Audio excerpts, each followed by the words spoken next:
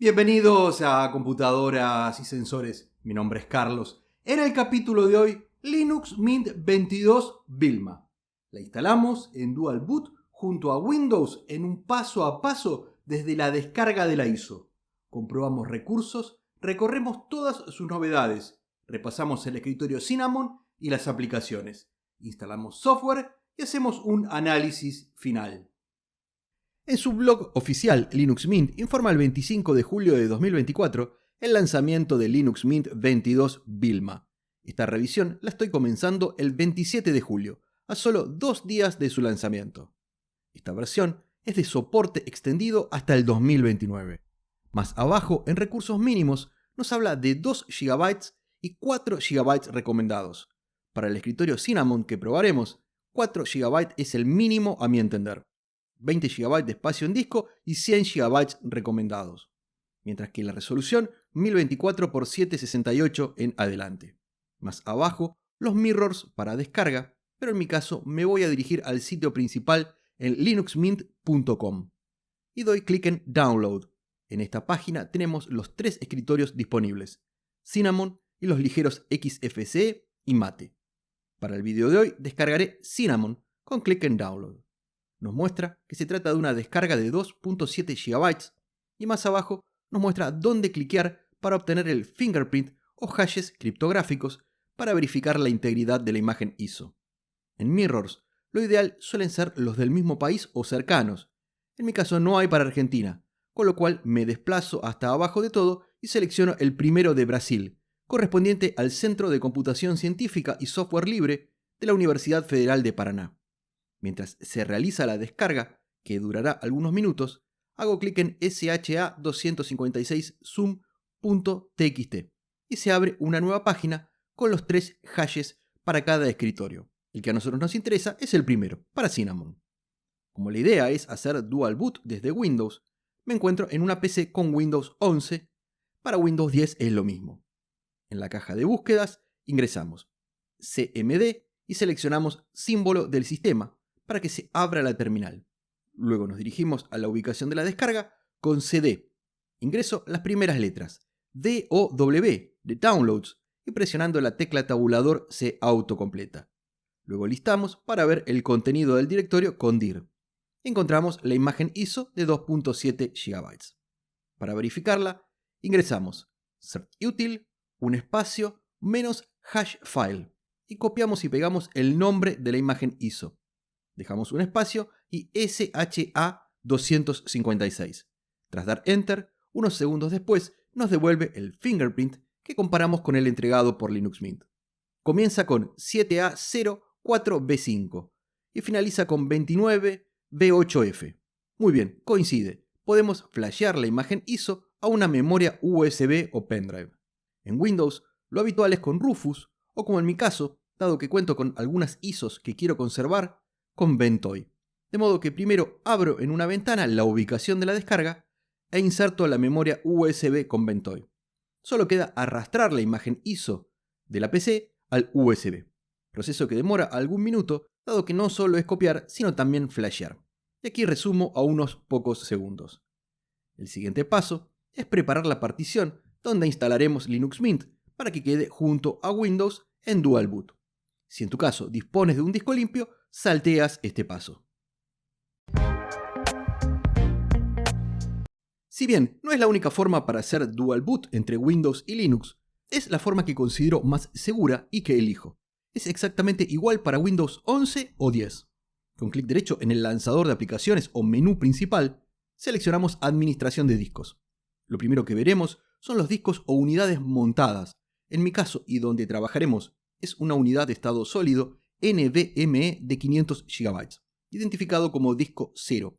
El disco 1 es la memoria USB con la ISO de Linux Mint. Entonces, sabemos que trabajaremos con el disco 0 y lo siguiente es identificar la partición donde haremos lugar para Linux Mint. Y es esta partición que te señalo de 463,81 GB y sistema de archivos NTFS. Con clic derecho en la partición, seleccionamos Reducir volumen. Nos mostrará Consulta del espacio para la reducción y unos instantes después, donde nos aparece seleccionado, ingresaremos el espacio de la nueva partición. Recuerda que Linux Mint nos indicaba un absoluto mínimo de 20 GB, que es muy poco para una distro como esta. Recomendaba 100 GB y yo utilizaré 200 GB. Como el valor se debe ingresar en megabytes, 200 por 1024 son 204.800. Clic en reducir y se genera esta nueva partición de exactamente 200 GB como espacio no asignado, es decir, no tiene ningún file system o sistema de archivo. Luego, en la instalación, Linux Mint se encargará de darle formato. Es todo por ahora, estamos listos para comenzar a instalar. Y damos en reiniciar el equipo, dado que será aquí mismo donde se realizará y la memoria USB ya se encuentra insertada.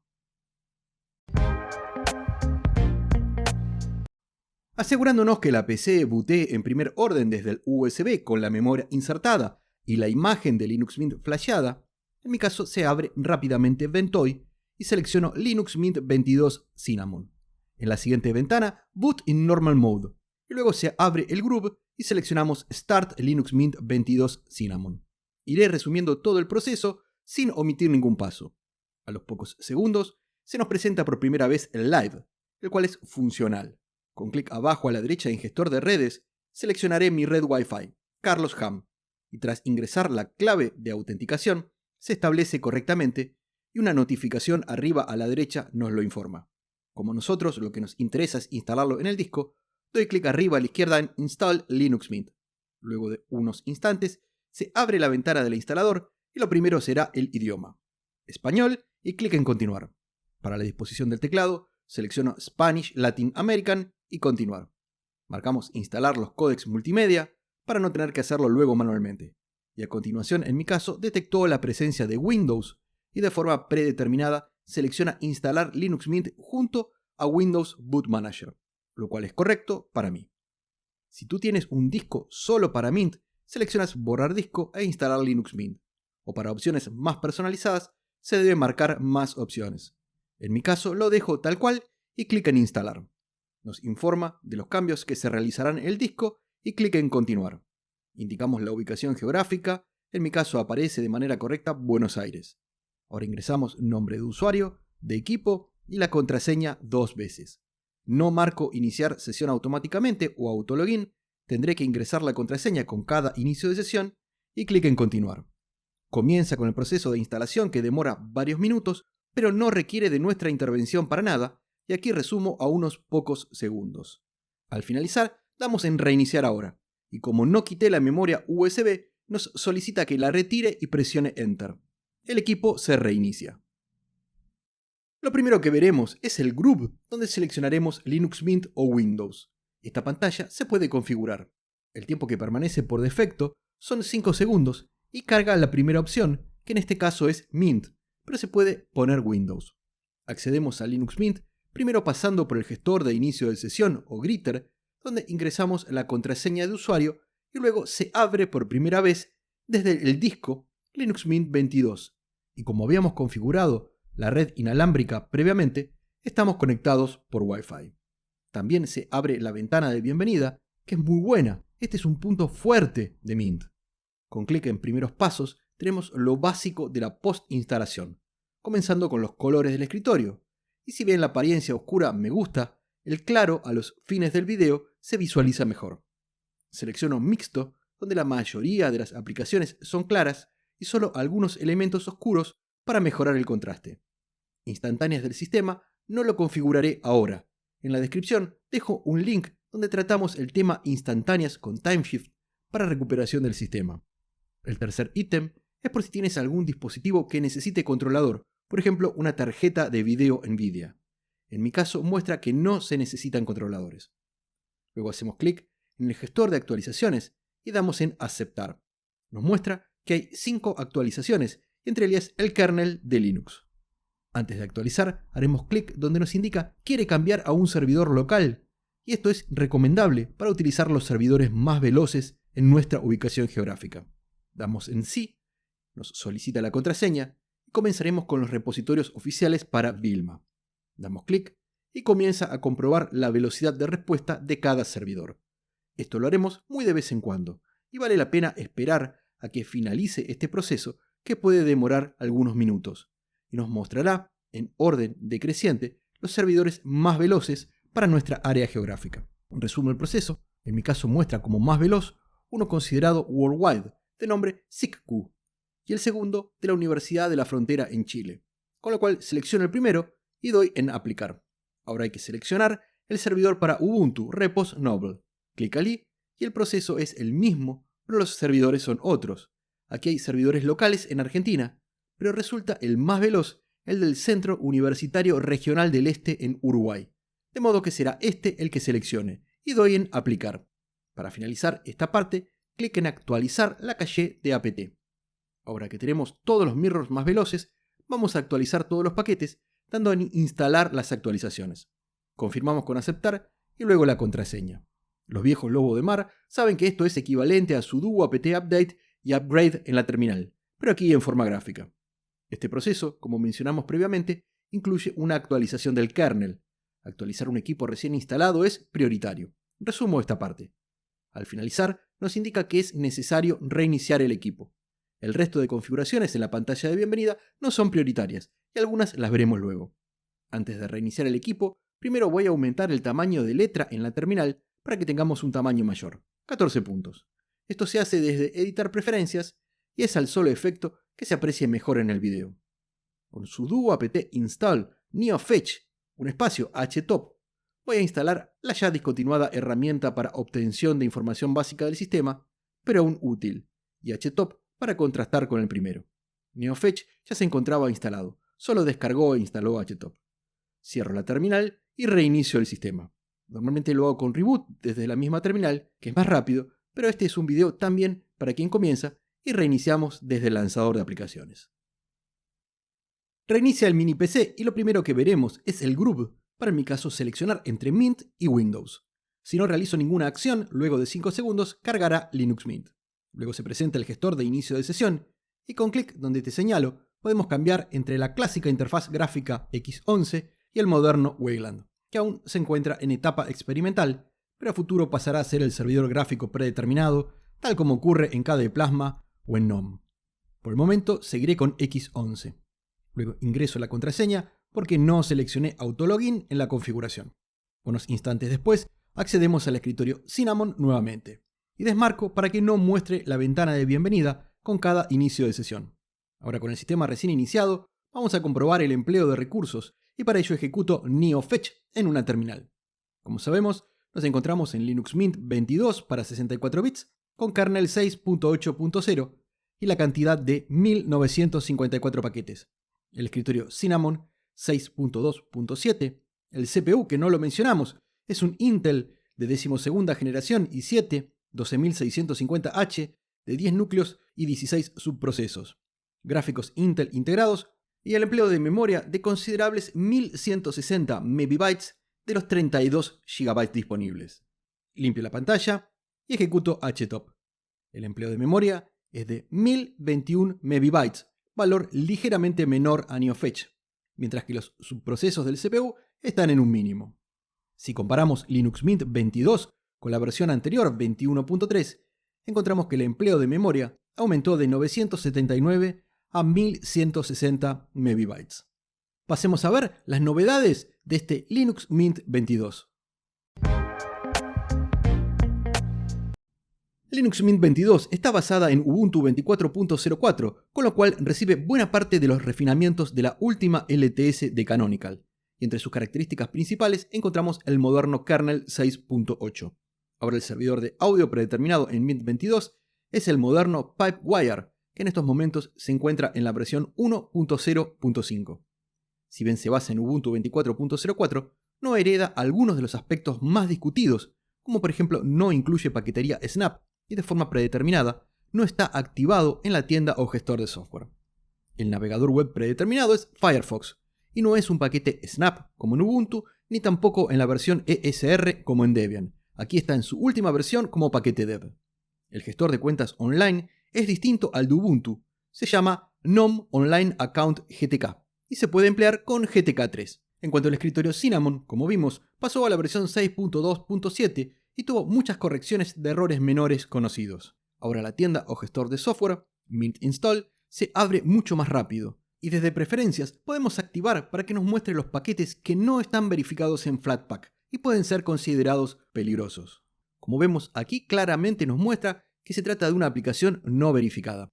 Como en todas las nuevas versiones, se agregaron una serie de fondos de pantalla, algunos muy bonitos. En especial me gusta este fondo montañoso ubicado en el Parque Nacional Torres del Paine, en la vecina República de Chile.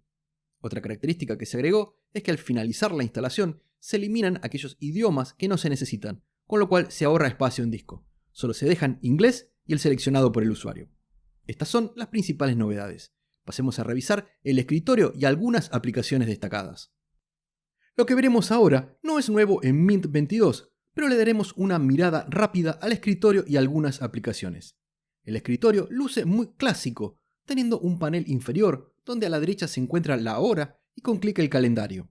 A su lado el volumen de los altavoces, las conexiones de red, el gestor de actualizaciones y el control para dispositivos Bluetooth. Del lado izquierdo del panel, la terminal, el navegador Firefox, el excelente gestor de archivos o File Manager Nemo, que es una maravilla, muy completo, intuitivo, nos permite movernos con mucha comodidad por archivos y directorios. Dentro del directorio de descargas, tengo esta imagen ISO de Debian, y con clic derecho encontramos los Spices o acciones de Nemo, un menú contextual que nos permite con un solo clic, por ejemplo, obtener el hash criptográfico o fingerprint de esta ISO y fácilmente verificarla. Otro ejemplo es con un solo clic crear una memoria USB de arranque, el equivalente a Balena Etcher o Rufus, por nombrar los más conocidos. Además, se pueden importar muchas más de estas acciones de Nemo.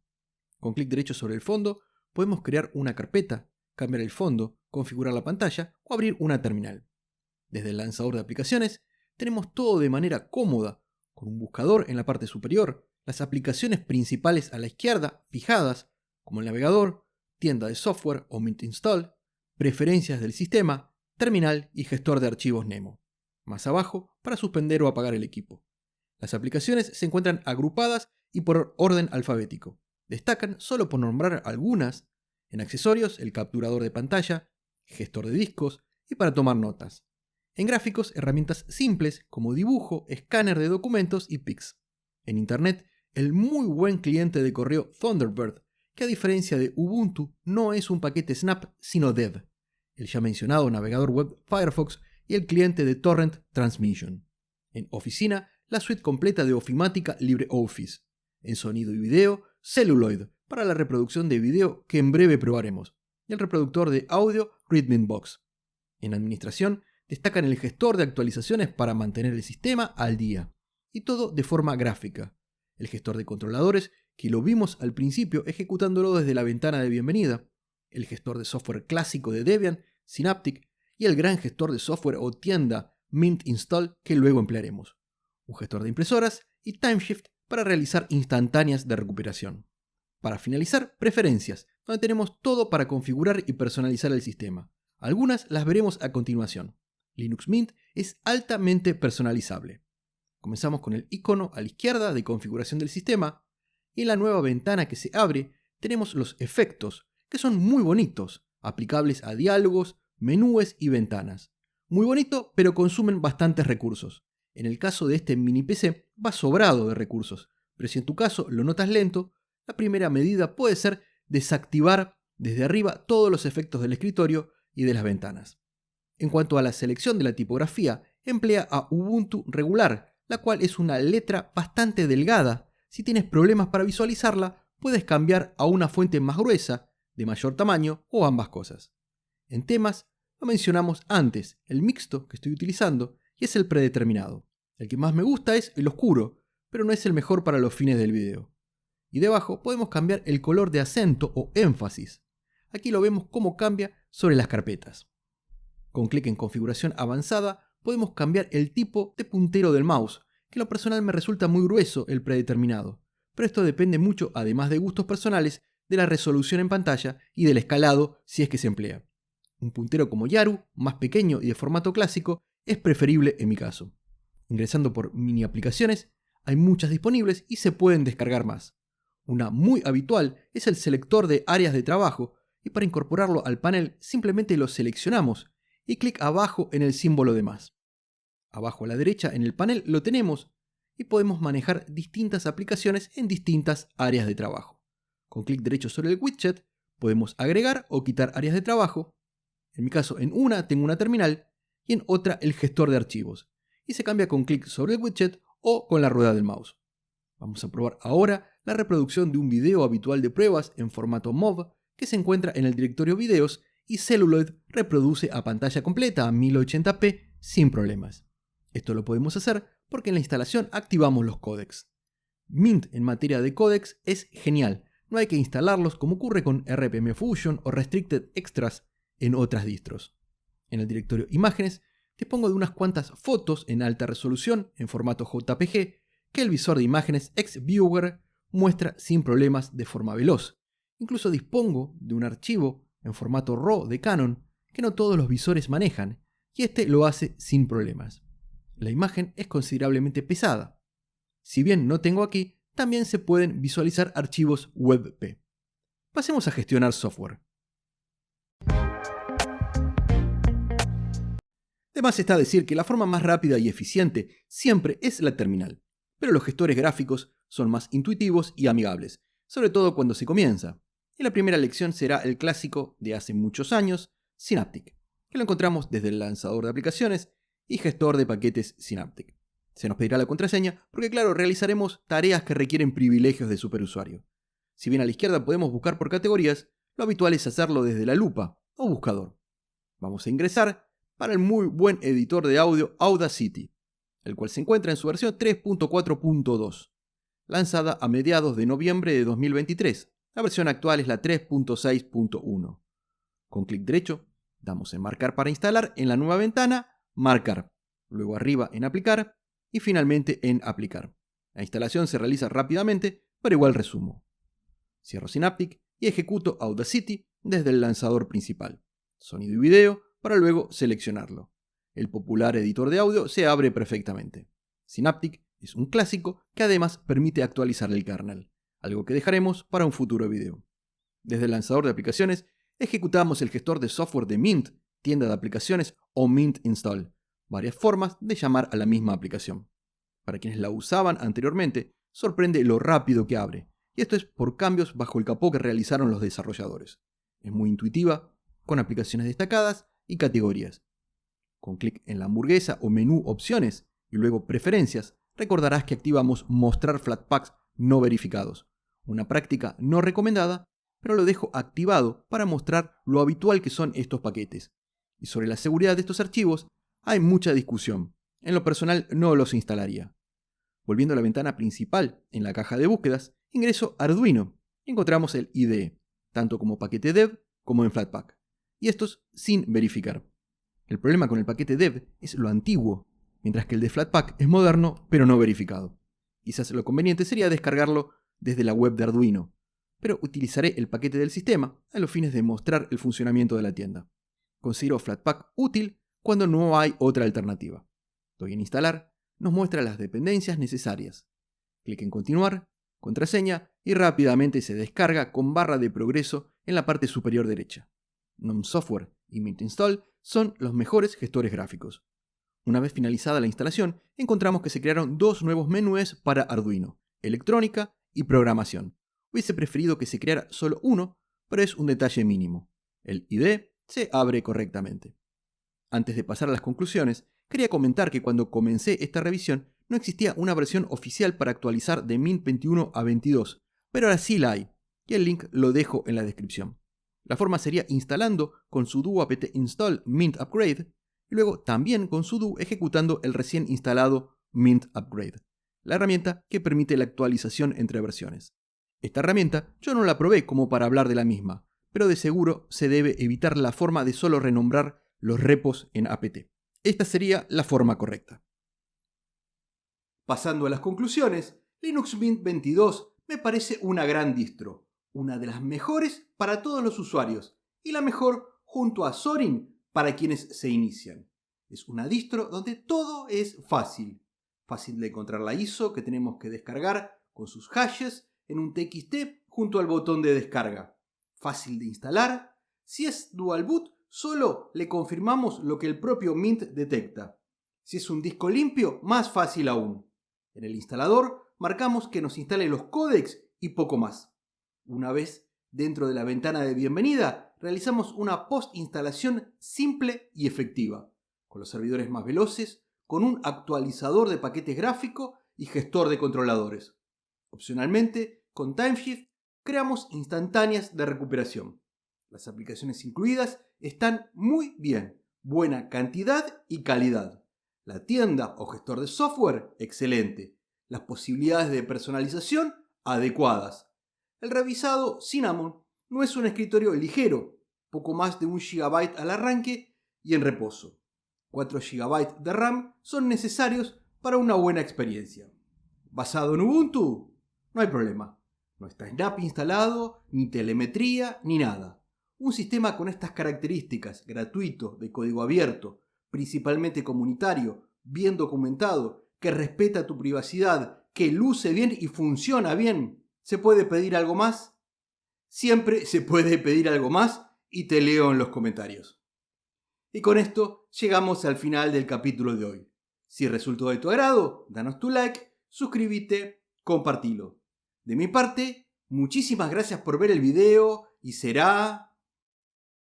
¡Hasta la próxima!